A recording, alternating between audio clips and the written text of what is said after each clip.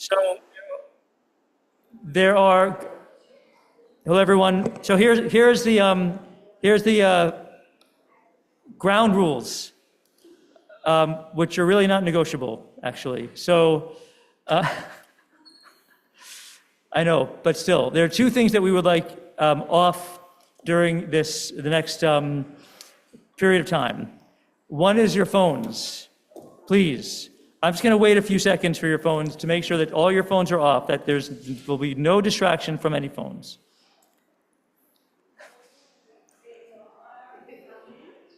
But Omar, Amen. Thank you, Susan. That's number one. And number two, I know that when we're together in this sanctuary, because it's just the way that we do things, we chat sometimes. So the other thing that I would like to be turned off is that impulse to chat during this. It's please be sensitive to that. So it is Yom Ha'Shoah, and I'd like to talk first about my path to that beautiful chair next to Fred Huss. I don't know how many years ago it was, but it was, I don't know, 10, 11, 12 years ago or something like that. David and Brenda Huss, I call them Mr. and Mrs. Huss, were here in the building, and we had some program or a service or something like that, and I was talking to Mr. Huss as right at the threshold, leaving the social hall into the foyer, and he looked at me, and he just looked at my hair, and he literally went like this. May I? He went like this. That was my dad. Yep, and within a week, I was sitting in that chair. So I sat in that chair a number of times. I awkwardly offered to pay him, and obviously that was not going to work. But I did on occasion bring flowers to Mrs. Huss, which she graciously received. Mostly, though, I received when I was at the Huss home right here on Greenwood, just a few houses away. Number one, I received haircuts. We go down those narrow, steep stairs to the basement, and I sit in that chair, and first up, WFMT was always on, and Mr. Huss, as he cut my hair, was singing and whistling through his teeth, but not to what was on WFMT. And he'd have his scissors and his comb, and sometimes he'd give me a shave, which he didn't like doing because he said it was hard to, my beard, he said it was like wires, actually, like wire. But he was whistling and singing songs from the old country. And I'd say to him, is that Yiddish? He'd say, no, Polish. And then the next time I'd say, is that Polish? He'd say, no, Russian. So he was pretty forgiving of my not knowing Yiddish. But mostly what I received were the stories. And we will hear some of those stories from his son, Fred Huss, in just a minute. I also received, after the haircut blintzes, we'd go back up those stairs. I always wanted to be behind Mr. Huss because the stairs were steep, and I was always hoping that he would not fall backwards. And we'd sit at the table with Mrs. Huss, and we'd have blintzes or whatever she was serving, and Fox News was always on, and then there'd be a tour of the room, the living room or the den or whatever, the family room, and he'd show that great painting by Ronnie, your brother. That's right. Right, which he was very proud of, and pictures of the family. And what really made an impression on me, a photograph of the Huss's young, New Year's Eve, 1945, 46. So okay, 45, imagine that. These survivors, among maybe, I don't know, 8 or 10 other survivors. About 12, 15 people. About 12 or 15 people in this black and white picture on New Year's Eve, 45, 46. Young people, very young people who had been through horrors, smiling. And that's what amazed me. And they told me the stories of some of these people. And, the stories that they told, the trauma that they experienced, obviously is inexpressible, although it can be expressed, but beyond anything that we can really could understand. And they were smiling. Min ha-metzar, out of the depths, hope for these people who went on to have families, generations after all they had experienced. And this is just months, after. This is so close to what they had experienced. About a year later. About a year later. I personally have no family connection to the Shoah, no direct family connection to the Shoah. But I have a peoplehood connection, obviously. I have a Jewish connection. And I have the connection of having listened to stories, really absorbed stories, and stories of many in this congregation, including the Husses, but others as well. I would listen to these stories, I would just absorb it. And I think that's what a lot of us do. And it's a privilege. It's really been a privilege, one of the great privileges of my life, to have been able to hear and absorb these stories from our, brothers and sisters, our fellow Jews. After Fred's presentation, we'll do Q&A. I conclude with this. I'm grateful for the stories, and I'm grateful with great admiration to Dr. Fred Huss. I'm sure we all are. A mensch, a leader, who will now tell his father's story. Thank you, Rabbi, and good evening, and thank you all for coming, and hello to all my Zoom family and friends, and happy birthday to my daughter, Tallulah.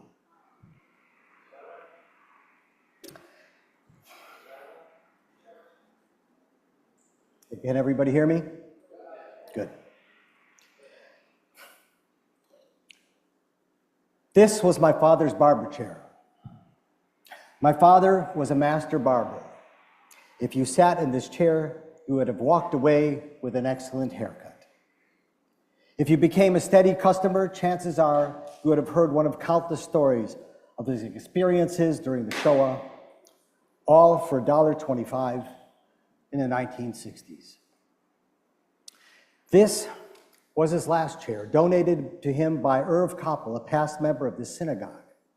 It sat in the basement shop of his home at 4311 West Greenwood, not far from here. It is a now restored 1920s Theo Koch's chair. There were others. The red Pater chair in the shop on Church near Crawford, Dave's Barber Shop, near Zweig's Restaurant. And the first chair he used in the States in Albany Park on Lawrence near Monticello, first known as Dave and Julius's and then Dave and Gordon's. Oh, and there was the chair in Meister Gerhardt's in the Purple Hyatt. In each of these chairs, customers would have been captive to my father's stories.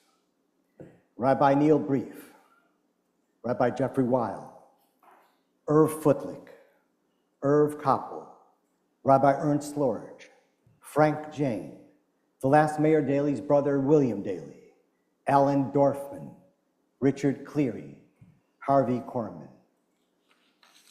From celebrities to politicians, to judges and doctors and lawyers, to clergy, to men of industry and commerce, to gangsters, to ordinary people.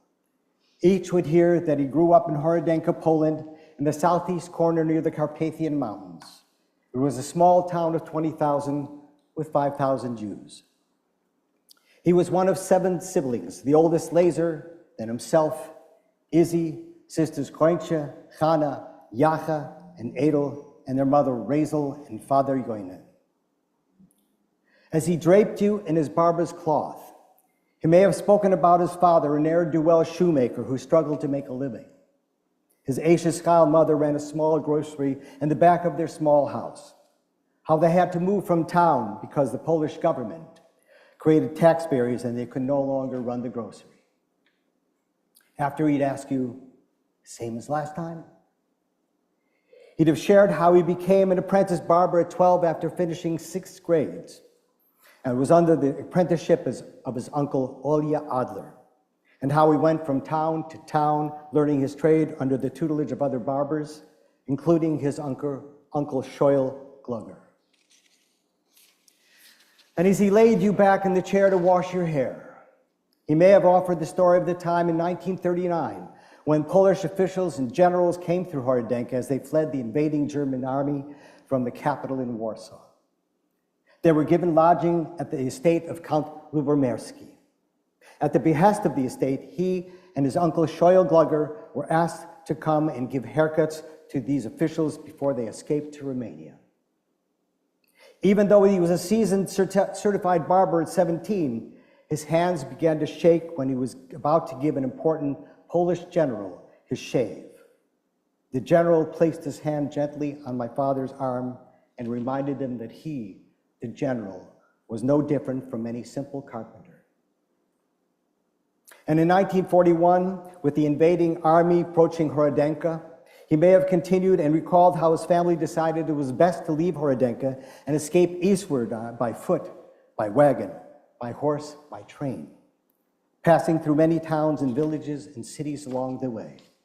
Ushcheko, Kamenets-Podolsk, Gorodok, Proskurev, Bar, Vinica, Kiev, Chorol, Kharkiv, Poltava, Stalina, Filinomovka, Kamana Broka, Tartaka, Temnoleskaya, Stavropol, which is where they decided to remain.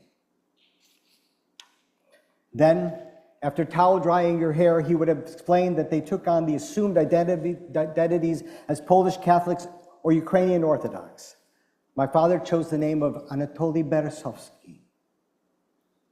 As they went from town to town, my father and his brother Lazar, also a barber, would offer haircuts to anyone they met in exchange for food, lodging, or just a few zlotys. Sometimes they would find a barber shop and convince the owner to let them cut hair and make some spare change. Along their journey, he may have mentioned that a young Dr. Sasha Farbin from Bar joined them. It's possible he told you about the time he walked into a small village church and for a brief time led Sunday sermons in exchange for lodging from the priest. His sermons on King David and King Solomon mesmerized a small crowd of congregants. Only after realizing he had no New Testament sermons to present did he excuse himself and thank the priest for the lodging. And as he began to cut your hair, you'd be introduced at the time a German soldier and his troops befriended him after my father offered to cut their hair. He'd remember how the soldiers shared their care packages from home. He'd add how he'd managed to avoid being scooped up for transport to labor camps after convincing his German soldier friends that the Ukrainians being rounded up in the trucks weren't shouting, "Etet parnam Jit! Etet parnam Jit!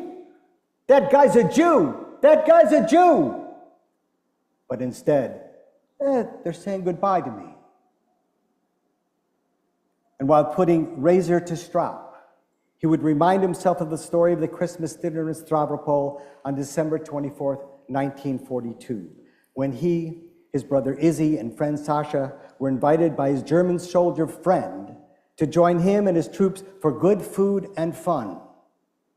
And as my father and his brother and Sasha were about to enter, my father whispered that no one should touch a drink for fear of the slip of a tongue.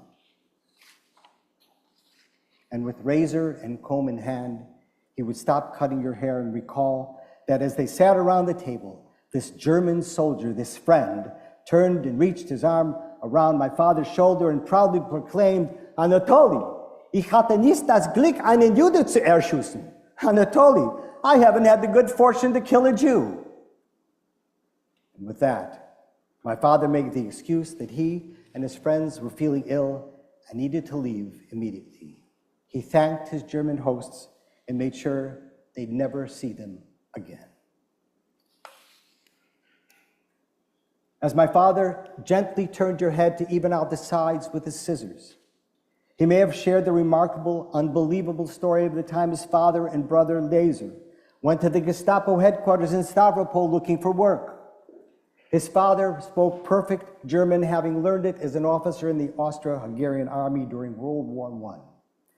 Somehow he believed, through rumor, he could enter the Gestapo headquarters with his son, ask for work. Even with his father's perfect German, the Oberlieutenant confronted them shouting, "You are Jews!" His father insisted they were rich Poles who were escaping Russian capture. The Oberlieutenant was not quite convinced. So they were put in a cell and given menial tasks in the kitchen. The interrogations continued daily.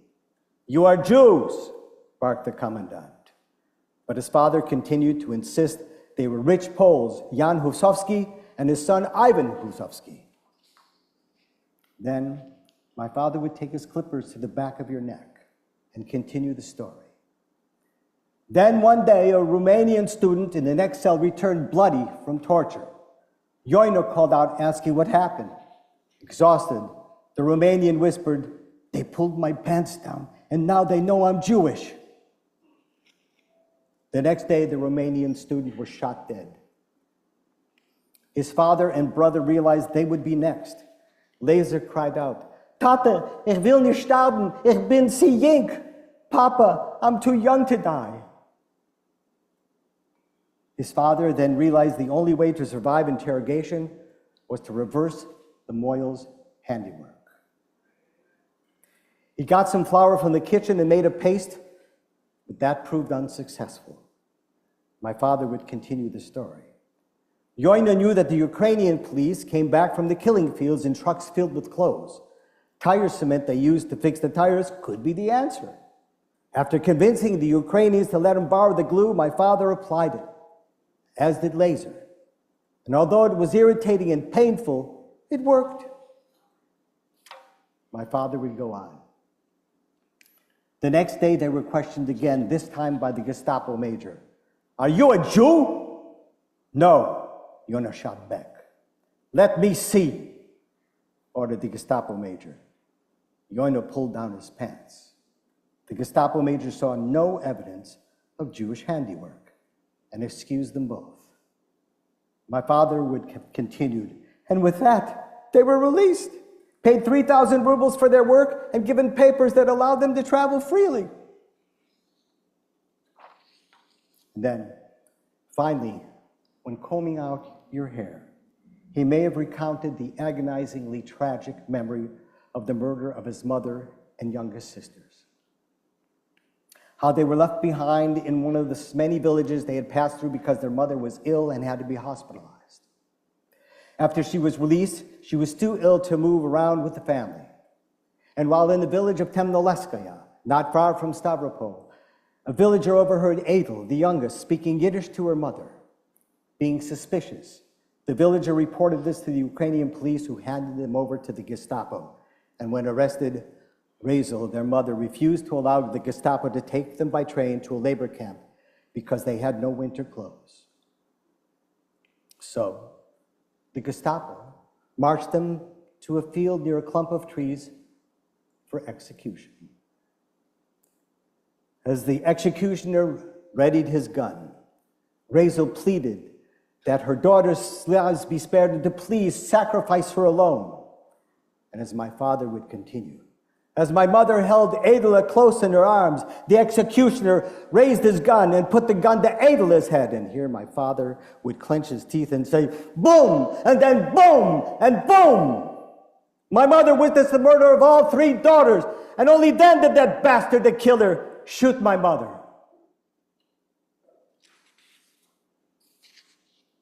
Then my father would turn you towards the mirror so you'd get a good look at your haircut. You'd tilt your head about. He'd brush you off, remove and shake out the barber's cape, drape, collect his $20.25, and thank you for coming in. Over and over and over. For 6 decades, my father told these remarkable, powerful stories and more to thousands of customers, Jew and Gentile alike. His customers were brought as close to the Holocaust as any scholar. If I'd run into a former customer, I would hear, "Your father told me about his fascinating, amazing, harrowing, riveting, captivating, tragic, triumphant story." And they'd say, "These stories, they'll stay with me forever. I'll never forget Dave the Barber." Thank you.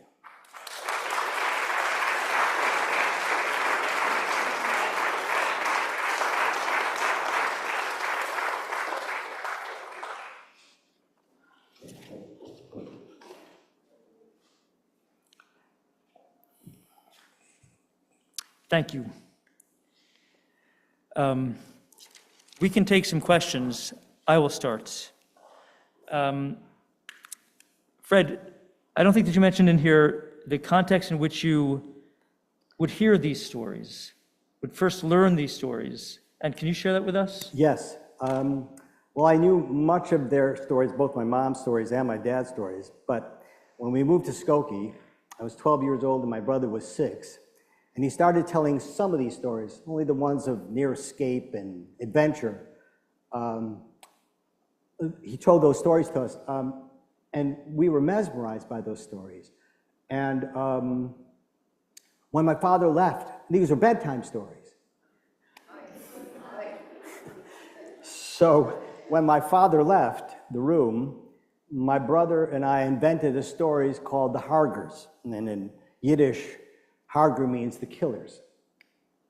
And we would pretend that there were these witches called the Hargers that flew above us in broomsticks. And the only way we could protect ourselves was to hide under the covers. And I would say, get under the covers, Ronnie, get under the covers. The Hargers are coming, the Hargers are coming. And I would say, be careful because they've got pee-pee guns and duty bombs. And this is the way we played out the stories that my father told us. And it was the way we got through it, through this fantasy. Wow. Wow. Does anyone have a question? Franny.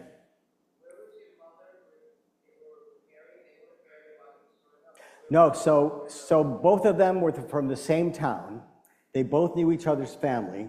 My mother's story was different. It was not a story of someone in the camp. She was in hiding in many different places. During the roundups, she would hide in her uncle Leon's basement. That's a story into itself. She would hide in that estate that was mentioned, the Count Lubomirski estate.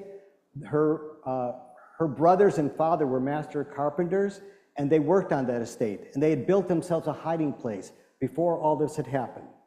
And when they had to get out of the town, before they would be rounded up again, they went to that hiding place and then eventually to a farm on that estate which was run by a Russian named Toinko. And from there, the Germans had come and were bayoneting the haystacks where they were trying to survive. And the farmer's wife was just beside herself and they had to run away and escape. And eventually they got to a cave and they hid there for 1.5 years. And then they both came back to the town. My mother's liberation was in March of 44, and my father's liberation was in January, February of 43. So my father journeyed all the way back from Stavropol to Horodenka, and it took him at least 1 year to get back with his father. What's that? Is there other questions? Susan, you had your hand up? Well, actually, I think you might have just answered it. What was the camp that they were in? What was the camp? No, never in a camp. Yeah. Well, the question is, what camp were they? Were they in a camp? They were never in a camp. They were always my mom's family was always hiding somewhere, but they were never captured. There's so many. That's another story unto itself about that experience with my mom. Right. And my father was again. They were openly hiding and not. I mean, both my father and my grandfather went into the den of lions and survived. Yeah. So they were both hiding in very different ways, right? Yes. Your mom was hiding in a cave with others, family members and others, townspeople. And townspeople. And for 1.5 years, so I want you to try to think about that. She was like 13, 14, 15? A little older, about 15, maybe 16. In a cave. Yeah, in a cave with her 3 brothers and a sister, and one of the brothers, the youngest, died of starvation in the cave, and so did the oldest sister, Rivka, and the oldest sister, and Feivel, the youngest brother. And when Feivel was born, their mother had died of complications from an infection, so they were motherless. Paula. The story that you told about your grandmother and her daughters, what were the witnesses Yeah. Let me repeat Go the ahead. question. So it's a good question. The story about Fred's grandmother and her daughters, the three of them being shot.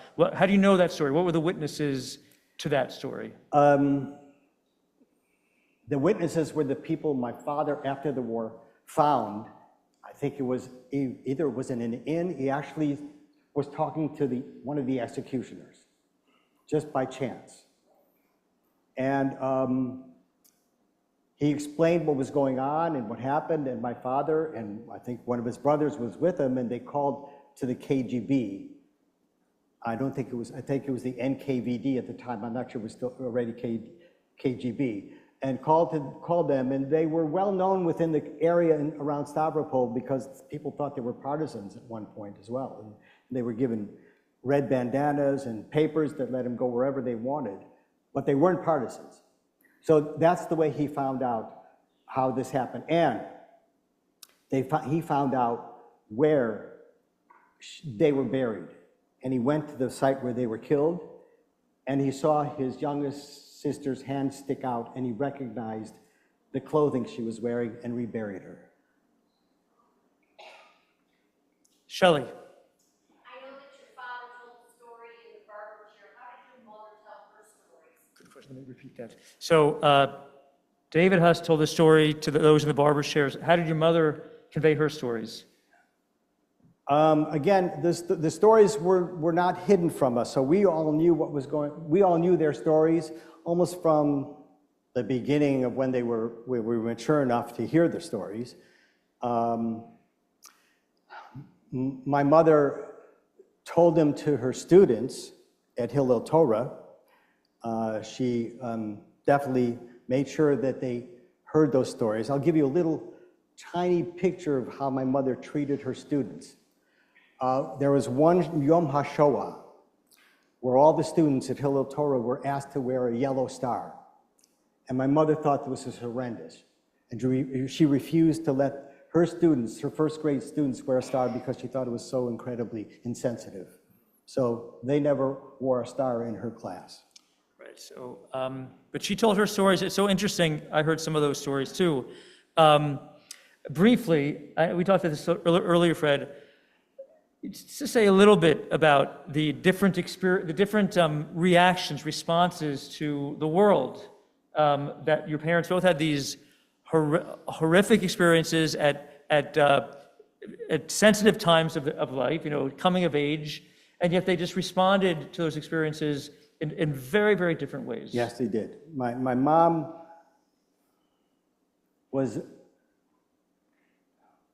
found a way to live her life daily without the burden of that history.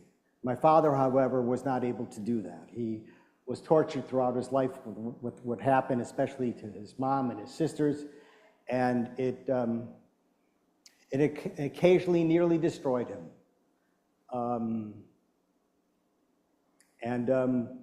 Up till the end of his life, he had bitterness for what happened, and he could never forgive the Germans for what happened. It just wasn't in his heart to do so. Others. Frank. I have relatives that survived, and I tried to interview them, and I was unsuccessful. I couldn't get them to really tell me much of anything. I'm just wondering, why wasn't your parents capable of doing that and telling you and telling their story with so many others? Right. I'll repeat that. It's an interesting question. So Frank Sachs has relatives who were survivors who could never tell the story, just did not want to tell that story. And your parents told the stories, their stories. Over and over. Over and over. As your dad as bedtime stories for his sons.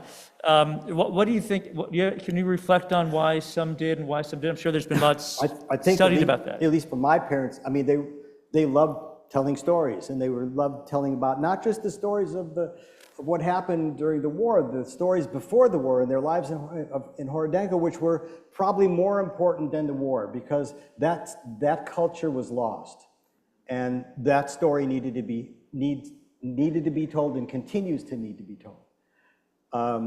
And they recorded this story with the Spielberg Foundation, with the Shoah Foundation. They recorded the story at Northwestern.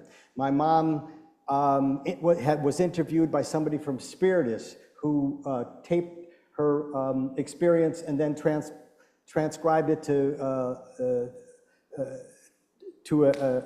an essay. And so I think they didn't want those stories to die with them. They just didn't want it, and I'm so glad they didn't, because here I am. I'm able to tell the story and more. Lori? Were your parents living in Skokie when the Nazis Oh, yes. Yes. What was their reaction? So the Well- question is, Lori Wasserman is asking, were your parents living in Skokie in 1978, was it? 77. 77, okay, when the neo-Nazis wanted to march here. I have an iconic picture of my mother at the time when they were about to march in. She's holding a megaphone and singing Hebrew songs.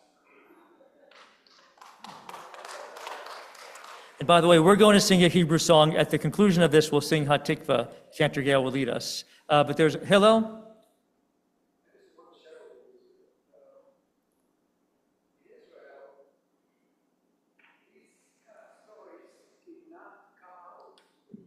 Mm-hmm.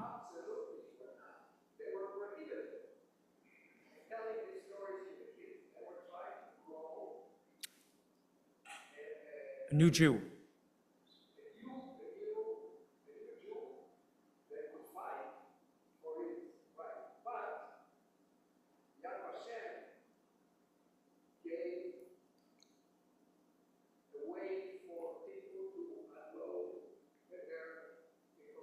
Right.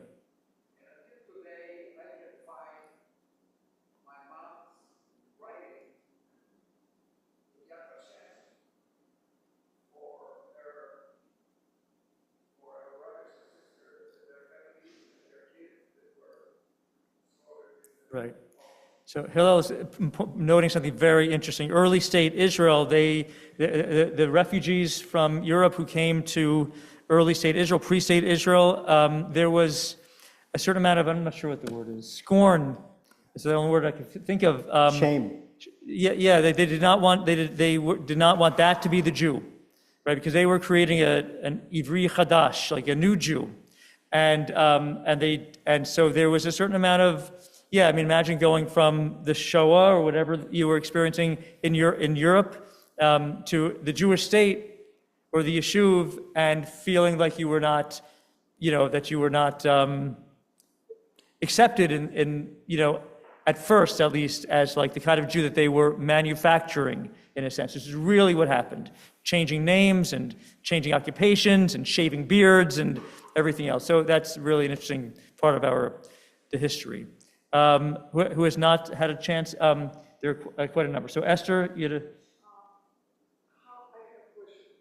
I know that your mother and your has a brother and his wife.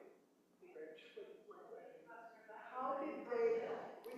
I've been repeating the questions. How did they find themselves and ended up in Skokie with all their traveling and all? We didn't have cell phones in those days. Right, okay, that's a good question. So how, like at that time when the communications were so crude, how did people find each other in Skokie or wherever they found each other? I mean, you had an interesting, your family went to Newark first, actually. Right, when we But like, came here, we how went did to people Newark. reunite? Well, my mom's family and my father's family stayed in Poland for a little while.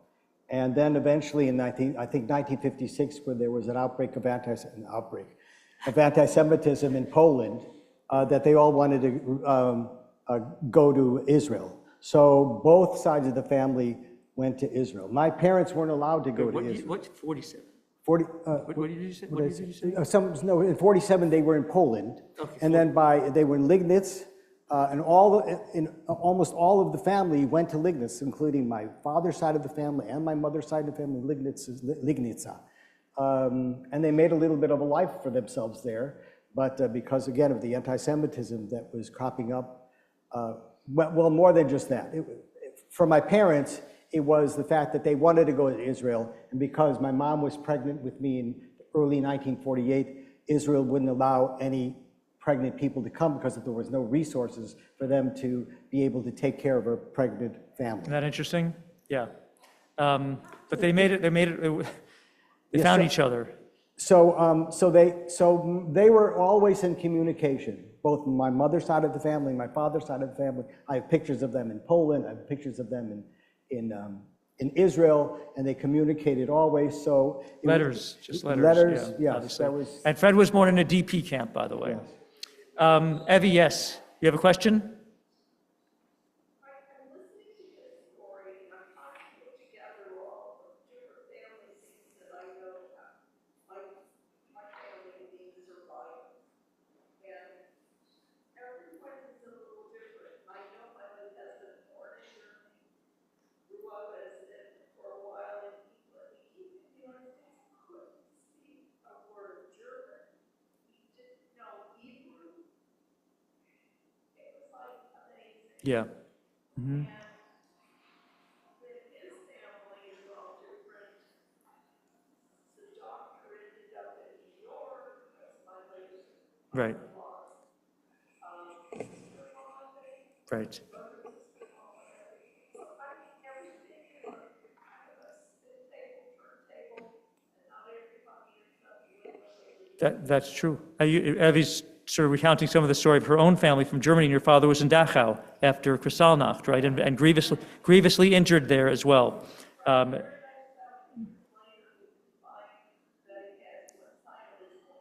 Horrendous brain injury from Dachau, from this few months in Dachau, I think. Yeah. Shelley, I wanted to ask you, Fred, about your parents' involvement in the Holocaust Museum in Skokie on Main Street, the initial museum. Did they participate in that? I don't think they participated to. explain what she said. Shelley was asking if my parents were involved with the Illinois Holocaust Museum. They weren't really involved with them.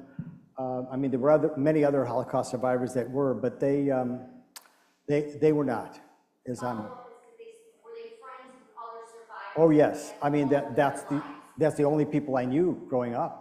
Yeah, That was my family. Yeah, Until I knew that I had family. I only saw pictures of family, and I only saw pictures of family. I didn't have any family. I had Dutch uncles and aunts in the States. That's all I knew. Or I had cousins of my mom's who I considered aunt and uncle because they looked old to me. I was only 4 years old. yeah. I wanted to mention one thing about, you were saying that certain documents, Abby, or certain things that you heard differently. In 2013, I went to Israel for a wedding of my cousin's daughter. And she presents me with this composition book that my grandfather wrote, a diary that or a memoir that he wrote about his experience with my father and that brother and that son and everybody else in the family. And it was a revelation to me. All of those stories that I was being told were there in that book. It was astonishing to me. And I desperately tried to scan all those pages because my cousin wouldn't let me take the book with me. Yeah. So I was, Is it this? Is that what this is? that's part of it, yes. Yeah. That's part of it. And only in 2016 that I returned for a men's, I can't think of the word, a men's group through AISH. And it was right after my father died. But I'll go back one step, and the day my father died, it was March 31st, 2016. At 2 in the morning, I was busy doing other documents and scanning them. I get a call from my cousin, Yad Vashem is over at their house, scanning that composition book. Wow. And within hours later, my father died. Wow. Wow. Forbes. Yeah, Fred, where did your grandfather end up? Did your grandfather ever come to the States? Yes. Okay. You're asking about your dad's dad, your grandfather ever coming to the States? My father's father, yes, was 80. And my father. He was 80. Yes, he came to the States around 1959 with his son Laser, Lusha, they called him, and Lusha became part of my dad's shop in Skokie. So there is a picture up there with the second chair of a guy waving. That's my uncle Lusha. And my grandfather was here for a while. My father and his father didn't have the greatest of relationships. His father never quite acknowledged him for the accomplishments he did. Wow. My dad was trying to help them out, and to help him out, and got him a job at I think Wilson or Spalding to make baseballs and basketballs and things like that. But he didn't want to stay here, so he went back to Israel. Yeah. We'll do one or two more questions. Yehudit, Judy? I want to know if your children have had an opportunity to relate any of their grandfather's stories to their generation. Judy's asking about the grandchildren, Fred's children. Have they had an opportunity to relate your dad's stories to their generation and younger generations? Well, as it happens to be, my youngest daughter, Tallulah, whose birthday is today, just put together a project, a TV pilot that she's calling Mensch. And it's about me, Freddie, growing up in the 60s with my immigrant Holocaust survivor family. Yeah. And she's trying to raise $50,000. So, by the way, just to be clear, that's the Mensch.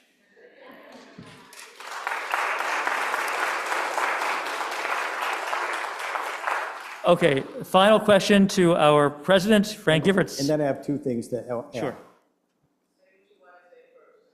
This is one of my father's other smocks that he wore in his shop. And the other thing I wanted to say, you were asking about how we knew about the murders. There's also out there is an archival document from Stavropol, from the committee that examined the Nazi atrocities.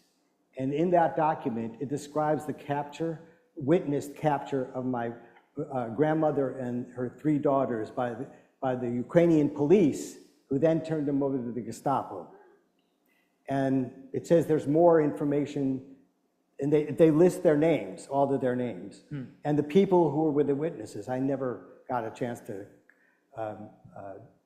talk to those witnesses. The document was, the information was taken in April 13th, 1943, so not too long, a number of years ago, but very close to this time of the month. And list all their names, and again, it says in there, there's more information at the archives, but I've never been able to get that information. Frank Givertz.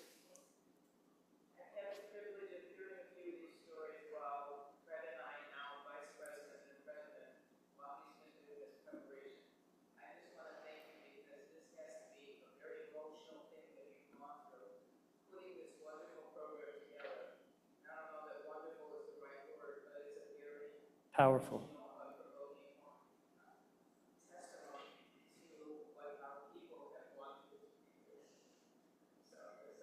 Yeah. Thank you.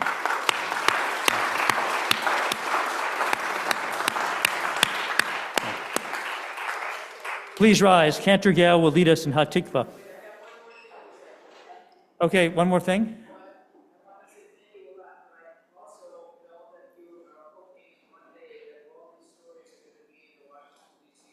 Yes, and the one other thing I'll say is the two people, my aunt and my uncle, Feivel and Rivka, were buried at the mouth of that cave when they died.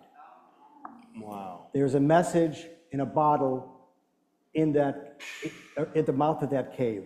I have, since 2004, tried to make an expedition to go there. I know another a cave explorer who found another cave with 36 Holocaust survivors in that cave in Borshchov. We're not far away. These were huge cave systems, probably the biggest in the world. They were gypsum cave cave systems. And so those caves probably had some connection somewhere along the way. But anyway, I hope one day to be able to go there and bring those bodies to Israel. Thank you. Together, please join. Kol od balevav penima nefesh Yehudi homia ulefate mizrach kadima ein letzion Sophia, od lo havdat tikvatenu, hatikva bat shnot alpayim, liot am chofshi be'artzenu, Eretz Zion, Yerushalayim, liot am chofshi be'artzenu, Eretz Zion, Yerushalayim. Thank you, everyone. Thank you. Thank you. Thank you so much.